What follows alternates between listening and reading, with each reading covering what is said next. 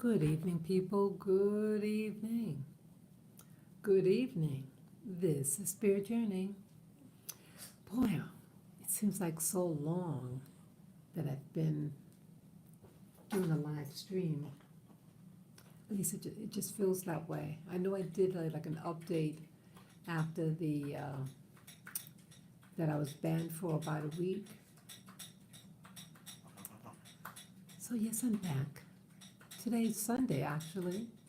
Sunday, October. Boy, my doggy is drinking heavy. Good boy. You hear him drinking? Little boy's drinking water.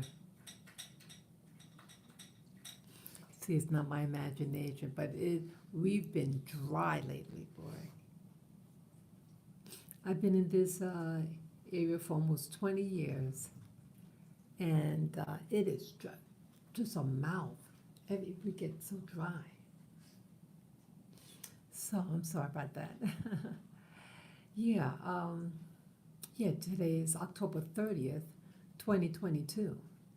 And the time is about 9:21 p.m. My doggy go, okay. Sorry, just checking on my dog, see if he had to go in the bathroom. Okay, he's okay. Yeah. Boy, what a day. You know, all day, I feel stress in the center of my chest. I am stressing, and I think many of us on the planet, we're stressed. I'm actually feeling in the center of my chest. I gotta chill out. I have to relax. Yeah, I gotta just take things one step at a time. What am I stressed about? I feel like everything. Um, where I live,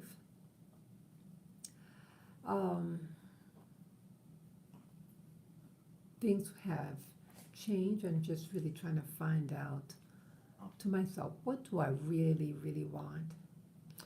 And my watching YouTube videos doesn't help either. I love watching YouTube, I do. I love and I hate it at the same time. But yes, I think many of us in the Black community, many of us in all communities, we are stressed. We are stressed. I was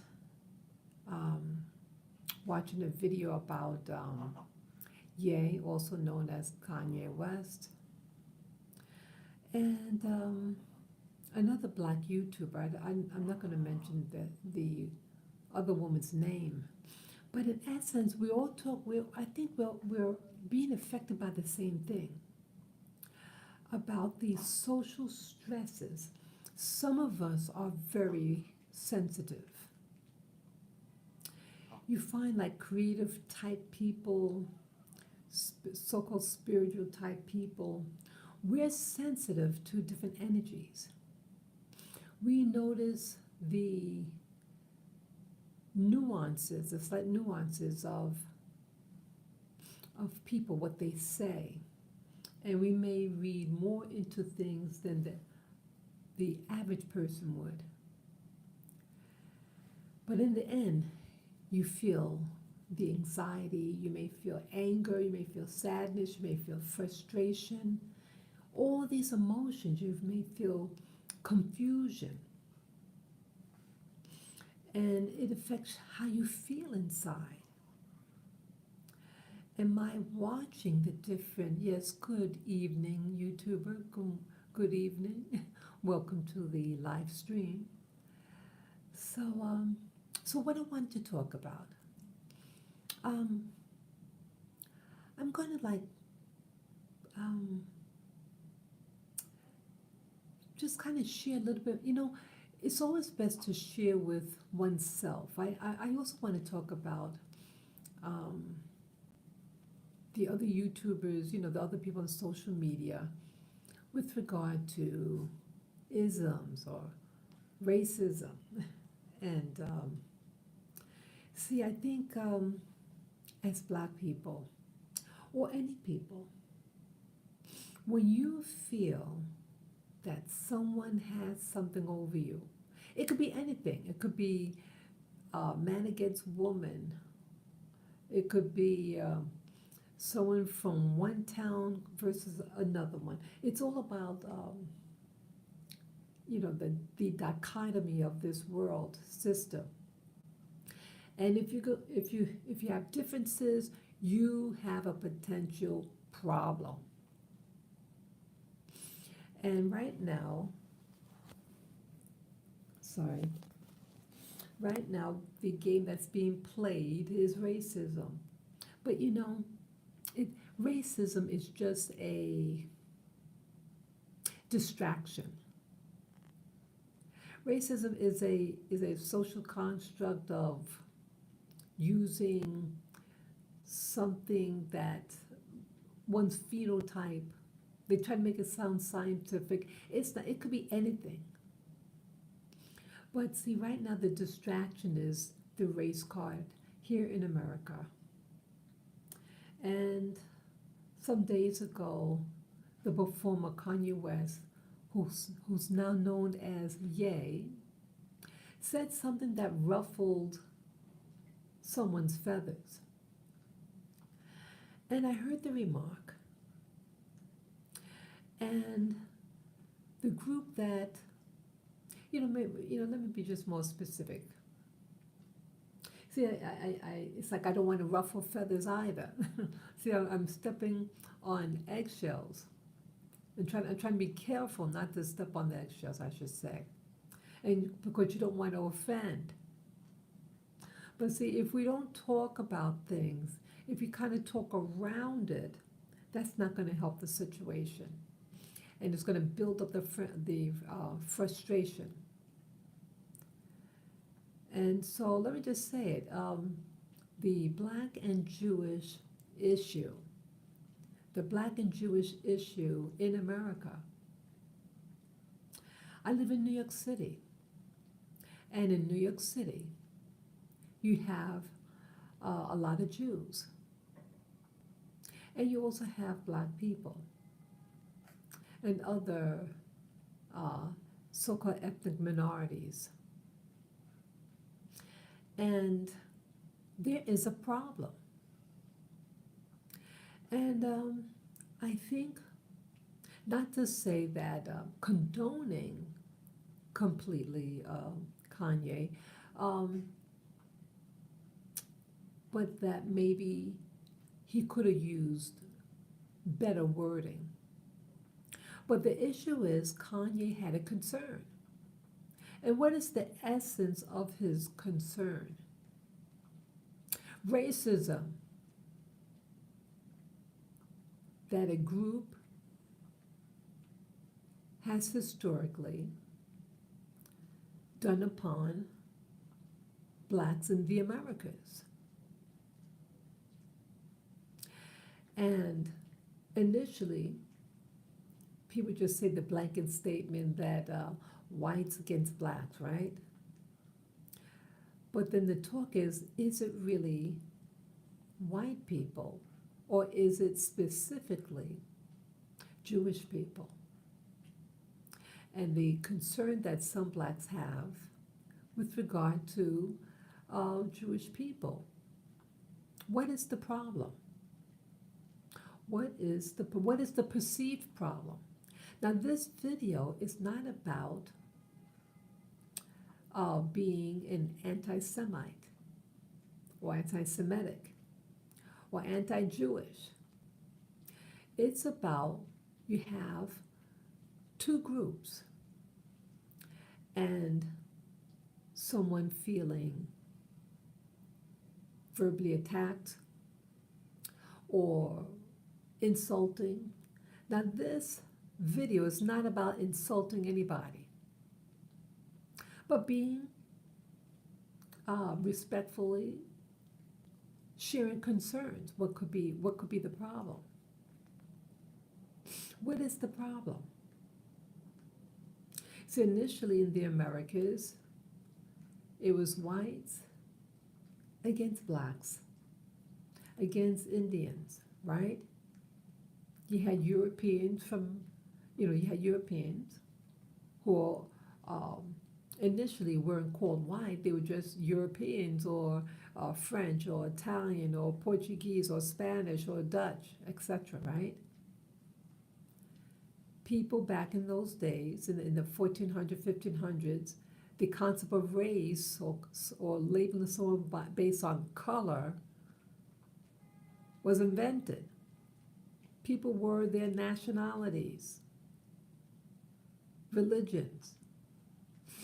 And then in the Americas, they had a three-color system, white, black, and red.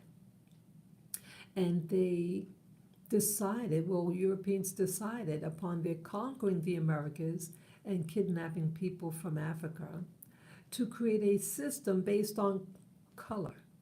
It was to be a triracial society. But the blacks / Africans were to be the slave class, and then the Indian or the indigenous people, a different class, but not to be used specifically for slavery. But the African was brought here to be used as a slave. And the whites were to be, or Europeans, were to be the dominant group. That's where things initially occurred. And during this time, during the time of slavery, I should say, you had Europeans. And within the European community, Europe had slavery. Before the transatlantic slave trade, you had a trade of Europeans of the Slavic nations. And they were enslaved.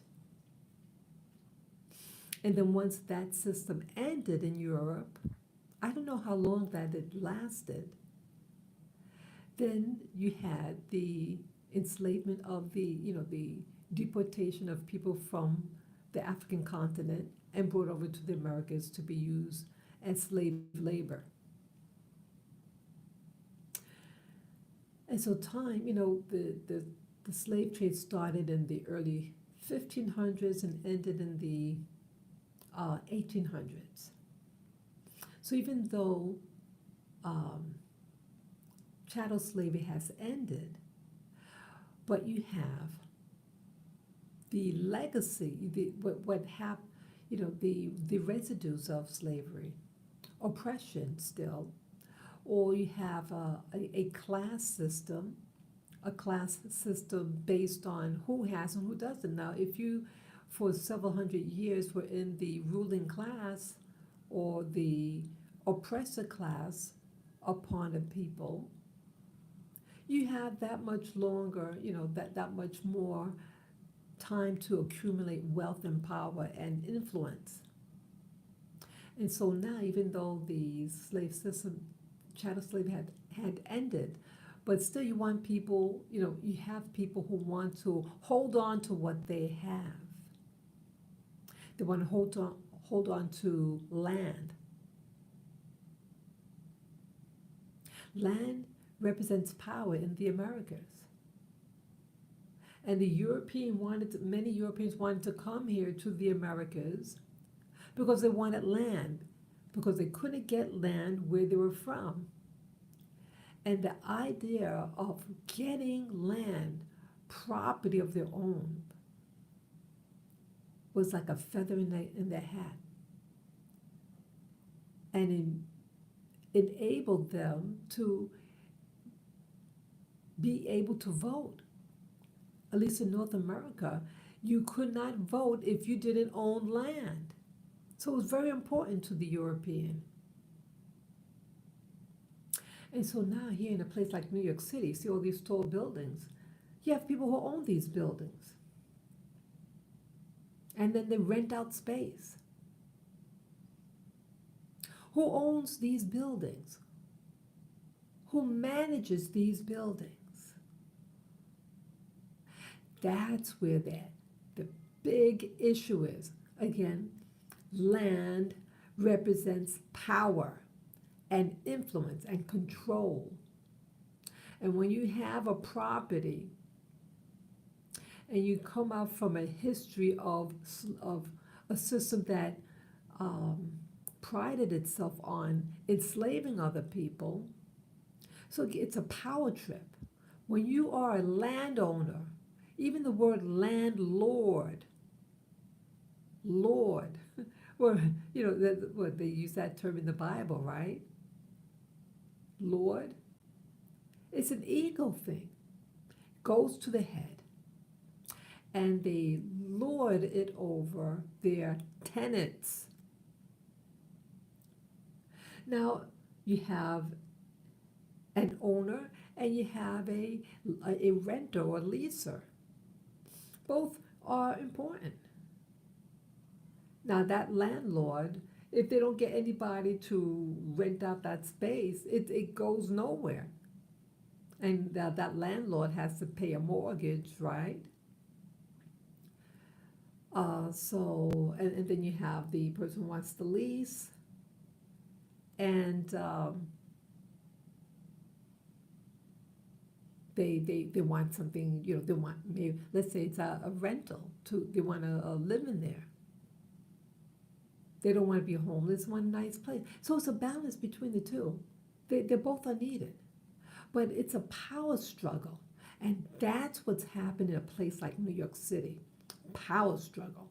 People come from all types of background with all types of issues. And again, New York City has a very large Jewish population. And you have a large black population as well. And so when you have these two groups in particular, you have a black group, you have those who were brought directly here brought directly here to the United States to become enslaved. And you have those who were brought to, let's say, the Caribbean or Central or South America, and then they came up to live in New York City. And then you had European Jews. Some of them may have come out from what they call the Holocaust. Some of them came out from, oppression from Eastern Europe. And they leave Europe and they arrive to a place like New York City, where no one really knows them. But the legacy of slavery still exists here in New York City. When you read some of these stories about what happened in the 1800s here, did you know that New York City had slavery? It ended slavery before the South did, but it had slavery. And you know that the police services here in New York City were used to capture runaway slaves. So that legacy of just assuming a black person is not, is a runaway. It's that residue. And so residue is perpetuated. The idea, the thinking pattern is just brought to the next generation, and so on and so on. It doesn't die out, it stays. Well, what if these two worlds collide? The Jewish world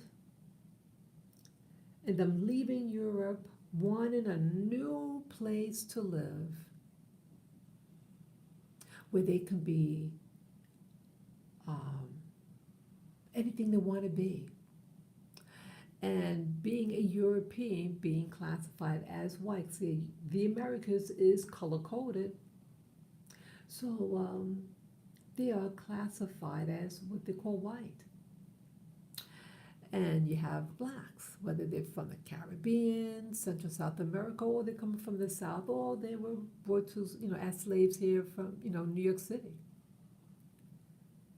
And they're trying to overcome the traumas of the legacy of slavery. So these two worlds collide.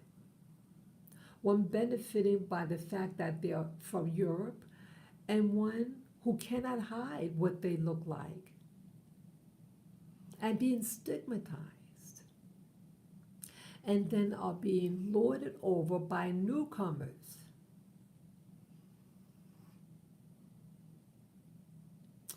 And so, what do most groups, it seems like in New York City, where do they get, who do they sell to? They might initially, immigrants might initially sell amongst their own, but oftentimes in New York City, it seems, the newcomer, and though this is not an anti-immigration video, no, it's not.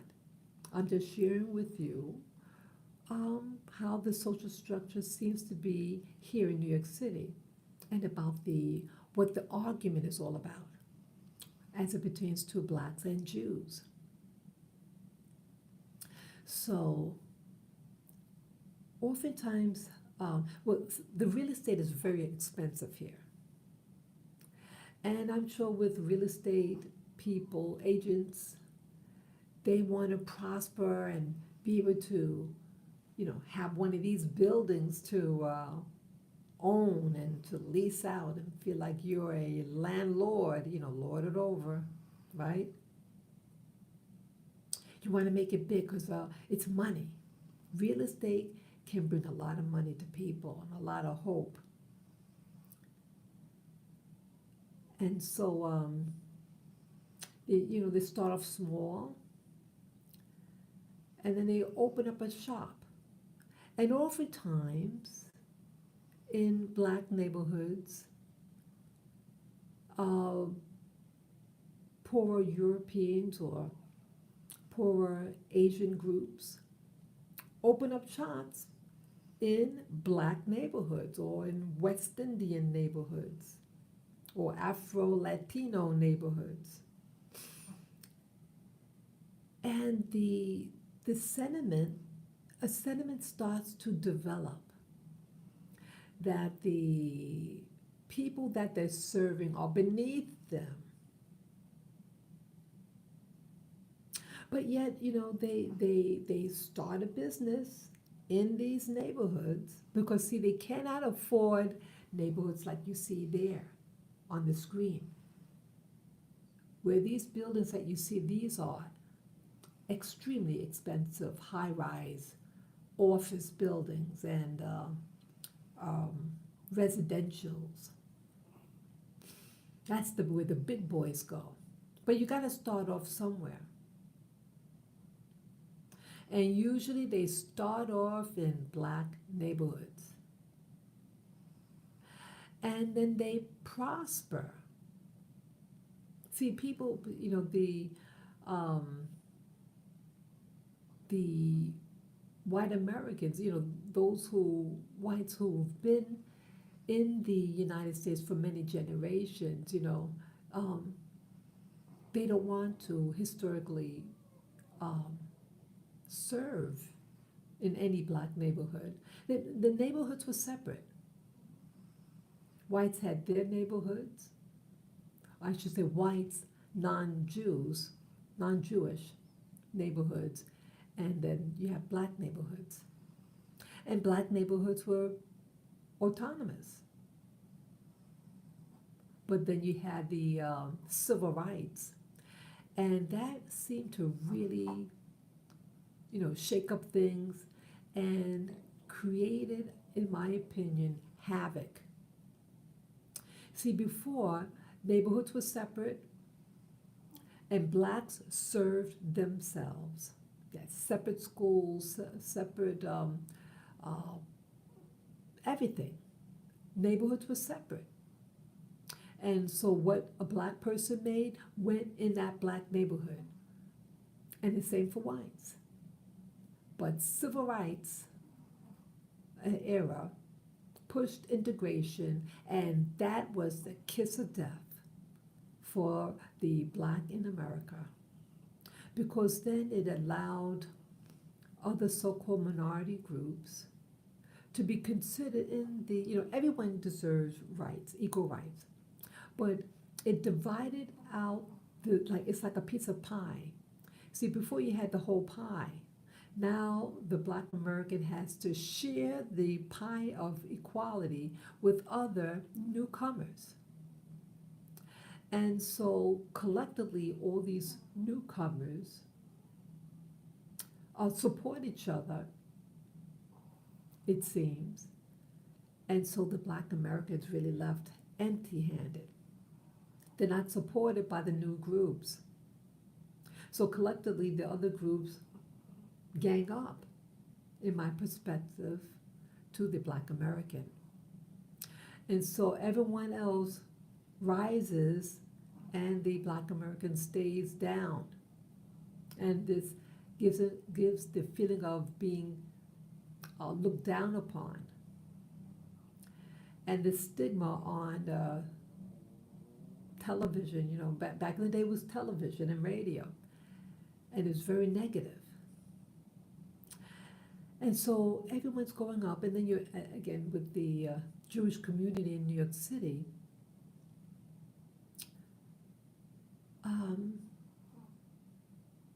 the Jews in New York City, you have all different types of Jews. You have Jews who have money and those who don't have money, just like in any other ethnic group. But what makes this seem to be an issue is that in comparison of the Jews who are in positions of management or, supervisory positions or ownership is more than the Black American. So it seems to be like a power struggle. It's a power thing. And so I'm kind of skimming over, but so if a group is economically doing better, then it's more power that they have over the others. And especially if you might have gotten rich off of that Black community. This could make someone feel resentful. This could mean like, how to say? Like I feel, I shouldn't say what I feel, what I've experienced in the office dynamics here in New York City. That if you're a Black person and your boss is Jewish or white, and if they get embarrassed or angry at you, now anyone could be have a bad moment with a employee, but it's uncanny that the rage and anger, that how they take it out if the person is Black, they usually get fired immediately. But when you watch the dynamics between, let's say, a white or Jewish person and someone else who might be white or Jewish, that if there's some type of discord, it usually doesn't result in the same type of intensity or the person being fired. They might be reprimanded, but they're not fired unless something that's very serious. It's a power struggle. Also, like, let's see, it's hard for me to really express. Let's say, again, you lived in a world, let's say you're a Black person, you live here in New York City. And again, integration forced you to now have to deal with other people. Everybody has to deal with each other. And,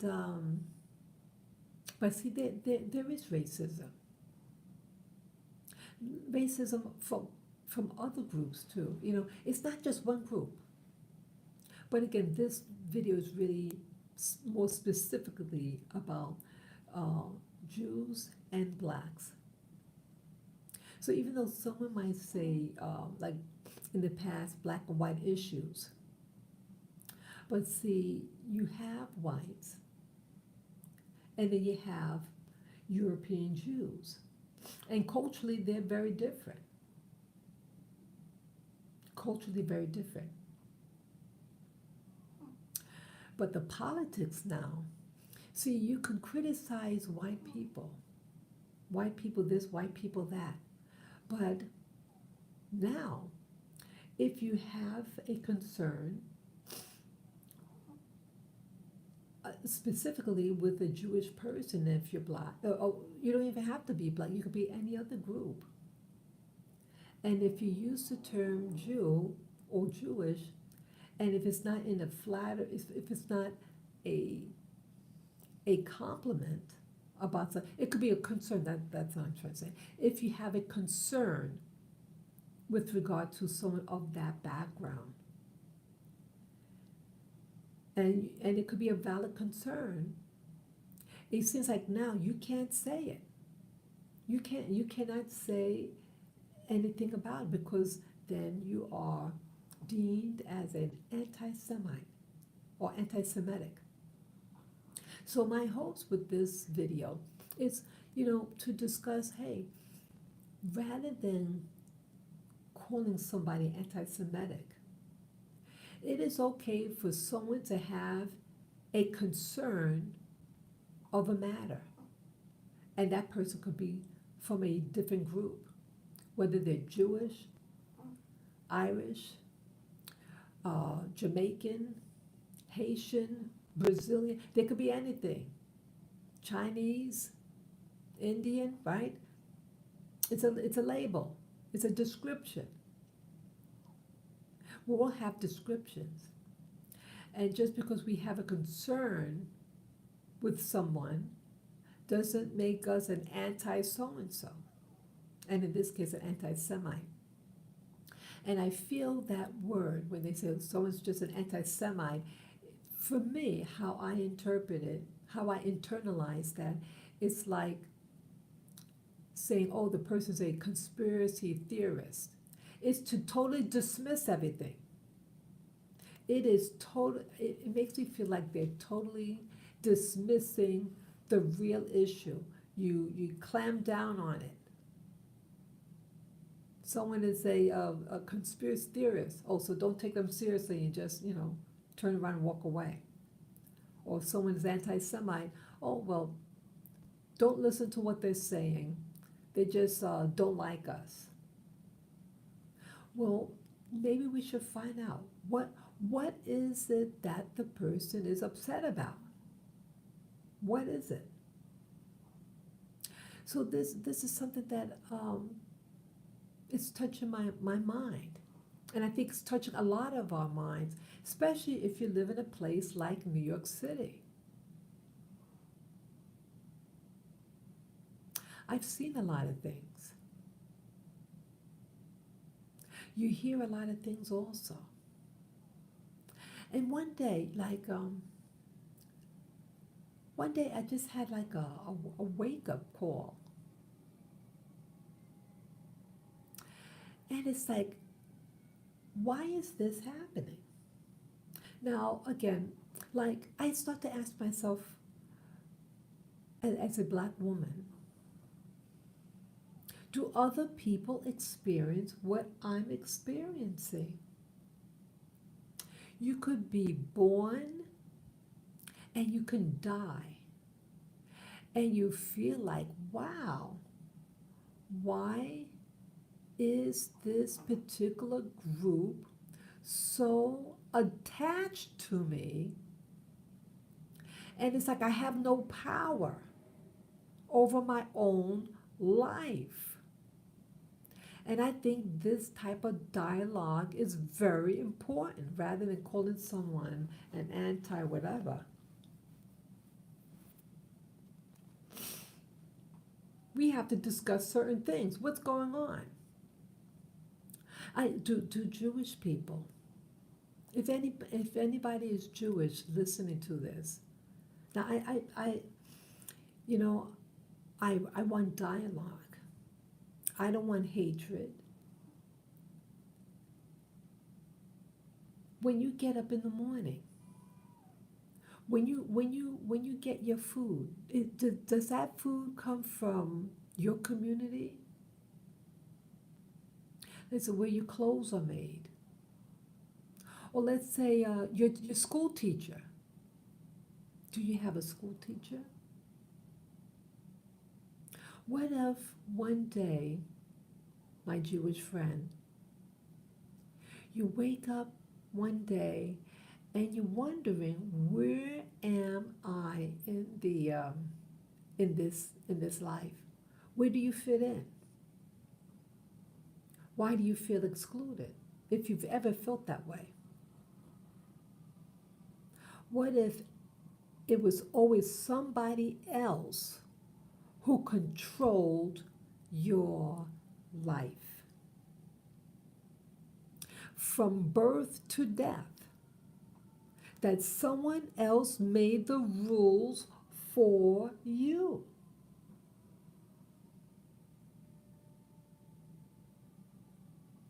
And that realization hit me one day. It was a weird feeling. And I'm wondering whether whether I'm the only black person in New York City that feels this way. I had gotten a look at my birth certificate. I'm born and raised here in New York City. And I saw the name of the doctor that delivered me. And it was an Ashkenazi name, very Ashkenazi / Jewish name. And I remember my mother telling me that when I think it was during a gynecological exam that he was smoking. I remember her telling me that. I was a very young person. I might have been a teenager. But I'm thinking, wow. But then as an adult, when I got the copy of my birth certificate, I saw this. And then I would remember that the doctor was smoking whatever he was smoking during an exam. It's like nasty. It made me angry. But it like, whoa, I didn't expect to see that name. I didn't. And then I had also got copies of my elementary school records. And I went to a black school. It is the blackest school in New York City. And what I mean by that, that's what it said in the on the internet. But it just means that the student body that goes there, it's not a lot of non-black people. It is very homogeneously the black label. Yeah, many of the blacks, they could be black of Caribbean ancestry, they're very Americanized, but it's what they call a black school. Black homeowners also. But I got my records, and I was like, whoa. A lot of the names of my teachers were Jewish sounding names in a all black school. My early teachers had Jewish surnames. They were all what you call white. Now I didn't know about Jews or Christians. I didn't know about religion. I wasn't raised in a religion home. But now that I'm an adult, and then it just like, wow, you just like surprised. And then I had to go, fast forward, my first job, and the people that I worked under were Jewish, and they weren't really nice. They weren't very nice to me. Again, I was very young, and they were much older. I was the youngest one in the room, and I worked for the city. So you always see the dynamics that the black in New York City is always in a position of subordinate to the Jew, and that I was not treated always nicely. I my one of my first bosses, very, I'm not going to get into her, but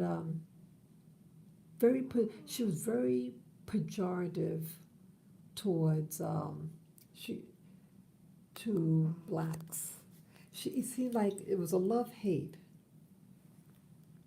She referred to us as her darkies. Yeah, I remember that. But then she was like kind of flirting once with this black guy. So it was really weird. And then she started mistreating me. Yeah, it's like a jealousy that some of them have towards black women.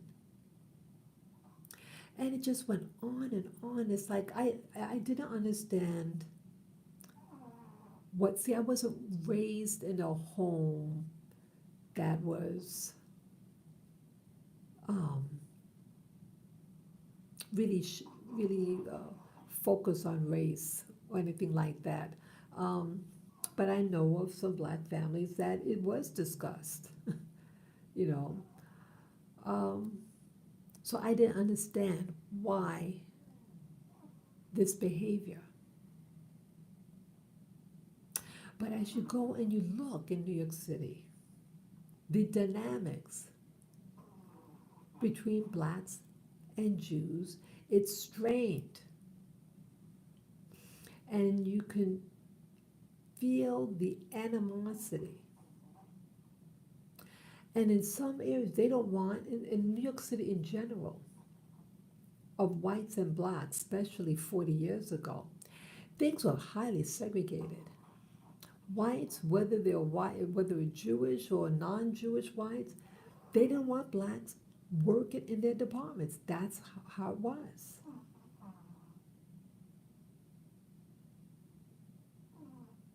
So I think after a while, forget about housing. I know of someone who had money, and they wanted to move into a co-op. Yeah, a co-op, and they were denied access to the apartment. They kept on, the board that, in control of the co-op kept on changing the rules of acceptance, how much money you had to make. And each time he had the money. And, the person who wanted to buy the co-op had his law, and he had a Jewish lawyer. Not that he was looking for a Jewish lawyer, but that's what he just so happened to have. And he thought his lawyer was going to represent him. But what happened? The Jewish people of the building bribed the Jewish lawyer. And this person found out, the client. And I think he threatened to sue him for not representing him, and demanded that he be represented and get what he wants. Well, the individual eventually got what he wanted. He got the apartment. So it's like the stresses that I think it would be healthy for dialogue between Jews and blacks in New York City that when you want to move into an apartment, you have black people who have money. And you have Jews that don't want black people, or I should say non Jews, to live with them.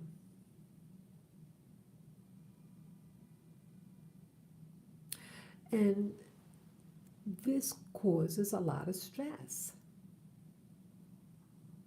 And when non Jews do move into their buildings after complaining to the government agencies to expose them, then one by one they start to leave. They don't stay. It's like some of them may make you feel that when you move in, they want to move out because like there's something wrong with you. So these things have to be discussed. The jobs. I was in a program, a master's program that I successfully completed. And then you ask yourself, now, if all things are being equal, how come you don't have represented in these schools more blacks in these programs? How come we're not getting into the, what do you call it, the internships? Blacks, very few get into these internships. The major that I was a nutrition major for my master's program. But you had many Jews that get accepted. How is it that they are able to get into these programs? How is it that in medical school, why is so many in these programs and not black people? Hardly. School teachers in New York City, how come they're in the programs and just a fragment of black people? There's something unequal in New York City. See, I could see when things are organically created, that whatever neighborhood you're in, you're going to have that being represented in your life. If you're in a so-called black neighborhood, you're probably going to have black teachers. You're going to have a black hair salon. You're going to have things that's going to cater to the needs of that community. And the same if it's in a Jewish community or an Irish community or a Haitian community, you're going to have things that represent them. So if you have a school, you're going to have teachers from that background.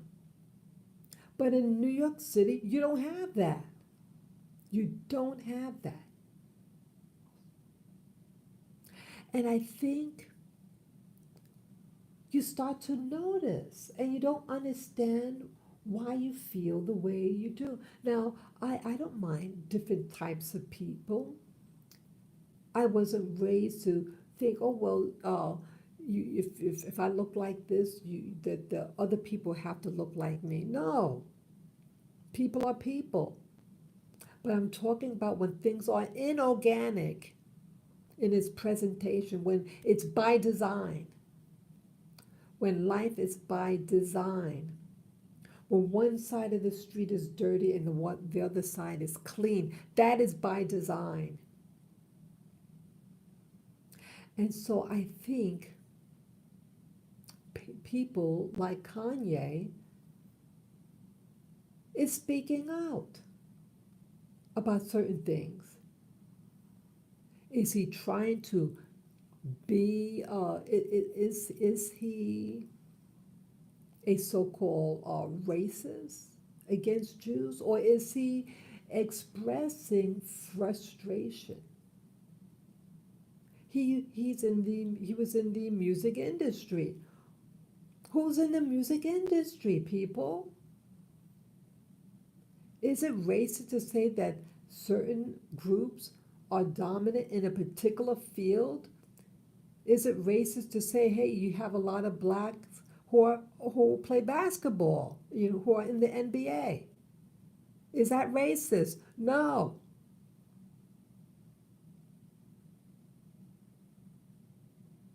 But even in the things like the NBA, how come the basketball owners of the teams are not black? Why? It is things like this that is very telling and is by design. And when it leaks out, like a couple of years ago, I forget his name, but he was I think the Lakers or something. It was some bad. I don't follow basketball, but it's a basketball team from California, and the owner of that basketball team had a so-called girlfriend slash employee who's half black and half Mexican, and he claims that they had a sexual union, and she said, oh, it was just professional. But either way, she had taped him. It was over 100 hours worth of audio tape that she was coaching him how to speak or something. And the tape, she claimed that she had her friend hold the tape. And that friend brought the tape to TMZ, that talk show. And what was on the tape was very damaging. And he says something very horrible about one of the very famous basketball player. Um, and he said that that person better not go to any of his ball games. Now, this is a person that the person he was talking about was one of the top of his field of his day. And he had horrible things to say about black people. It was caught on tape.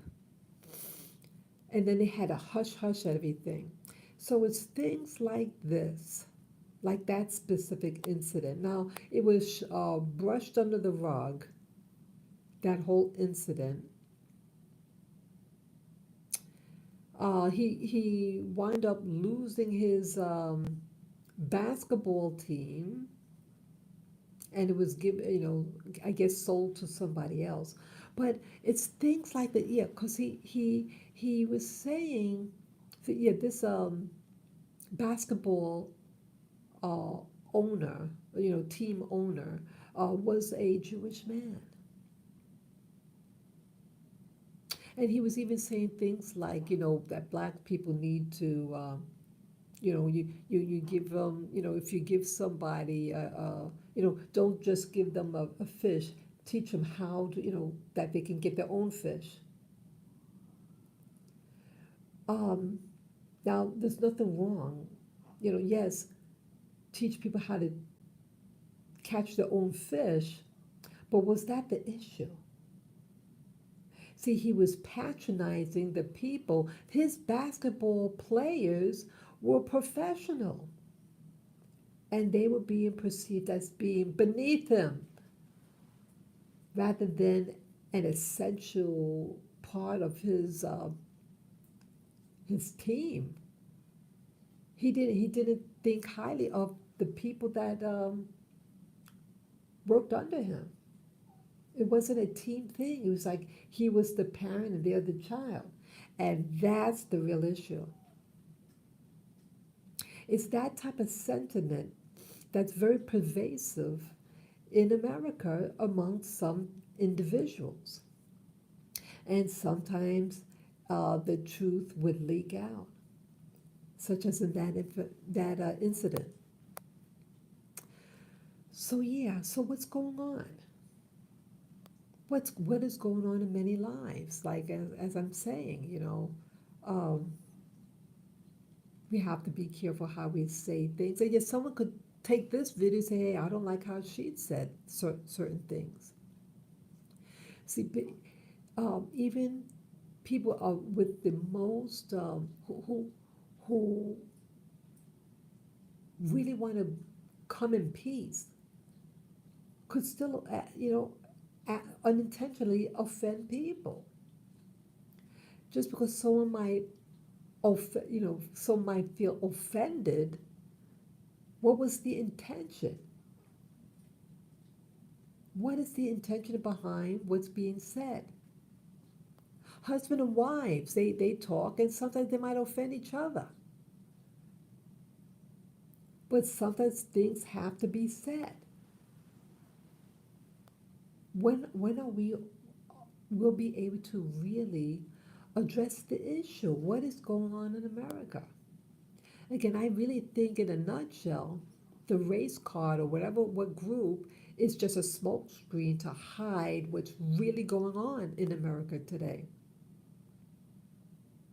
You have powers out there, and the powers that are controlling the mind of people. And they want to cause chaos between groups because that's what they feed off of.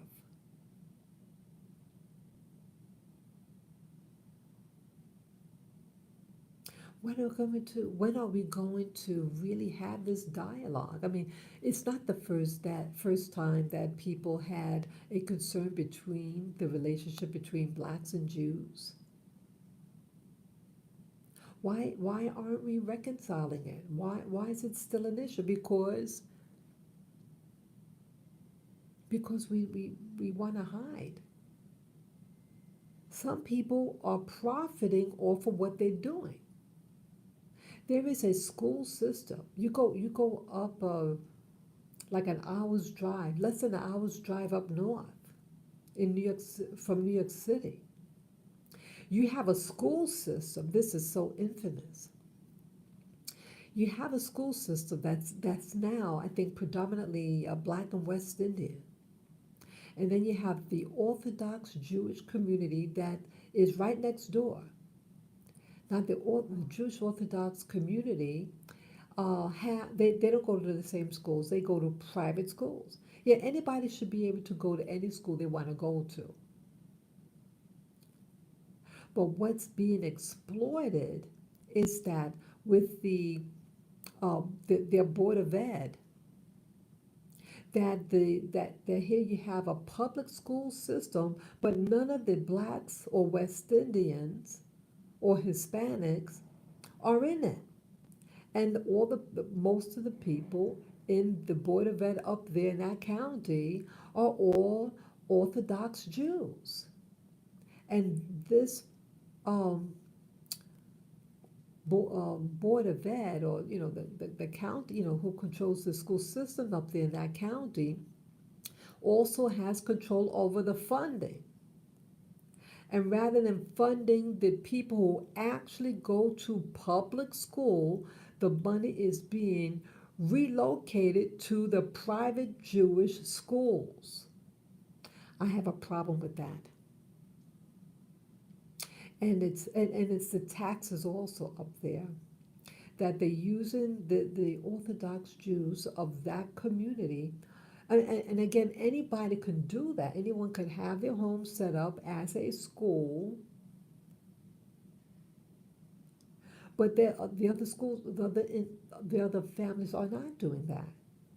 But in this specific community, the Orthodox Jewish community in that county are exploiting their neighbors by converting a home to be considered a school so they don't have to pay a particular tax. And so the rest of the community who, who the rest of the community has to pay the tax. So that community, that non-Jewish community, is actually supporting the Jewish individual that's doing that. And all the money is going into the Board of Ed money is going into those homes. And it's like, wow. When I heard about it over the internet and people who I know that live up there. And I said, if I were a homeowner and someone was doing that to me, I would be angry. And again, um, it's not being anti-Semitic to expose that.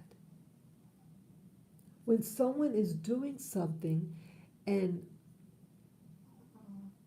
profiting off of something, or you're profiting off of your neighbor, and you're not even it's like you're gonna poo-poo somebody, but yet they're the one that's supporting you. It's not fair. And things like this could start to build up anger and resentment. We have to start talking about these things. Again, what I was mentioning earlier, I know I'm kind of go all different directions, but yeah, like one day I just started like asking myself questions, and I start to wonder, am I the only one that's feeling this way about when the realization of looking into my birth certificate or my elementary school or my first job. And most of the people that I was under the influence of Jewish people. And even the building management where I am, the owner is Jewish. And I said, wow, it is it's like a control. And I'm wondering, are there any Jews out there in New York City who are born, and let's say they are born and they had a black doctor. Let's say it's a Jewish woman and she's giving birth and she had a black doctor deliver her baby. Let's say all her children's teachers were all black. Or let's say the building that they own, that they live in is owned and run by black people. Have they ever experienced that? Have they experienced that all their employers were black? And what happened to them with these relationships? I started to feel a little vulnerable. It was something that I never thought about consciously. But when I got the birth certificate and then the elementary, again, my elementary school was a black school. And yet my teachers were Jewish, at least had Jewish surnames, and were white. Are there white people that have schools, that go to school, all the teachers are black? I mean, this would really be interesting. And it's almost like from birth, and I hope not to the grave. Many of the doctors in New York City are Jewish. How is that? You have to start asking yourself, how is this statistically possible? Again, there's nothing wrong of having a job. But how is it that all things being equal, how come you don't have a lot of black doctors, black American doctors? Why is that? Why? I it's unsettling. And I think in part, when I saw all those variables, I then said to myself, I want to leave this city. I don't want to feel like someone's hand is upon my life and I have no control over it because I know instinctively this is not organic. This is inorganic. This is something that's by design. And I feel people like Kanye and this other YouTuber, I'm not going to give the person's name, but she recently did a video about 3 days ago, what's called targeting. And I haven't heard her be so passionate about what happened to her. An individual, this young woman was targeted. Her ideas were stolen. Um, it was sold to other people, and then she allegedly has these implants in her body that is causing her harm.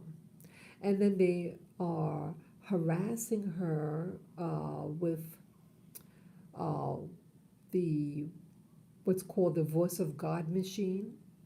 It's um, a microwave device that the operator of it could aim it at a person and talk into it, and the receiving end hears the audio inside their head. So you think you're going crazy. And this is what this YouTuber had shared what happened. And that she was targeted at a very young age. She was a teenager. And here she's an adult now. And she's trying to just pay her bills. And they're preventing her for enterprise. And listening to her, I understood what she was talking about. I understood. And part of me, I feel that I'm being targeted also. Little things. And you wonder why certain things keep repeating. And you realize that certain individuals' lives are being controlled, steered in certain ways because they want a certain outcome. And that you have some people, the shocking news, what this other person was sharing, that some people are targeted at such an early age, and that what do you call it, a life insurance plan is put upon them. They are stressed out. I mean, the person who's targeted is stressed out with life, and the person a life insurance policy was put upon this person. I forget the term that you call it. Well, the person who puts the policy on them, if anything happens to the other person, they collect money. So it's a money making scheme that somehow they're able to get, put life insurance policies upon people, upon ethnic groups or individuals or women, people who aren't able to protect themselves, put social stresses on them, hoping that they'll go into drugs or they commit suicide or they die of disease. And that shocked me. Wow. Yeah, this YouTuber shared that information, and I understood what they were saying. And the people who are targeting her are the same type of people what I'm talking about in this video. And if, rather than getting angry, have a forum to discuss this. Or better yet, just stop your behavior. Stop the behavior. If you know you don't want to be treated a certain way, don't do it to other people. Yeah, and it's biblical. Do unto others what you would like others to do to you. It's that simple. That simple. So instead of, saying someone is doing something wrong, just stop doing what you're doing. I think most people of all groups just want to live in peace and harmony. That's all that I ever wanted. I think that's what anybody wants, to be able to live in peace with their family, without being targeted, without being discriminated against, without the propaganda in social media. It's tiring. It is really tiring. So I guess we're all going through something. Yeah, this the whole all of America. It's stressed out. It is stressed. People in my neighborhood had committed suicide. Never heard of that happening until the past 2 years. And someone in my building jumped out the window. They're just 2 stories above mine. Luckily, I didn't see it, but a person saw the person jump. Horrifying. That's horrifying. Mm. Yeah, these are serious times. Very, very serious, serious times. We all want the good things in life. All of us. And you have an outside force, whether they're from another planet or whatever. You have an outside force, I believe, and they are exploiting human nature. I think the whole planet here, all humanity, is being affected by them. Oh, one day that they are truly exposed and all this nonsense stop. Yeah, yeah. With Kanye, or also known as Ye,